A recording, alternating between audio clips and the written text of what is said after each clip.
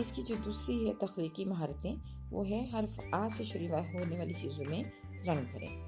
اس میں آپ بچوں کو بتائیے کہ یہ کیلا ہے، یہ آلو ہے، یہ آم ہے اور یہ آگ ہے، اور ہمیں ان تصویروں میں ان چیزوں میں رنگ بھرنا ہے جس کی ابتدائی آواز آ ہے۔ تو آ آگ، آ آم، آ آلو، ان میں رنگ بھروائیے۔ پھر حرف آ پر دائرہ لگائیں۔ حرف آ پر دائرہ لگائیں، آپ بچوں کو بتائیے کہ وہ اس کو دیکھیں اور تمام حروف کو پہچانتے ہوئے حرف آ کے گرد دائرہ لگائیں۔ ان تمام یہ تمام تر سرگرمیاں ہیں، ان کی مدد سے بچوں کو حرف آ سیکھنے میں مدد ملے گی۔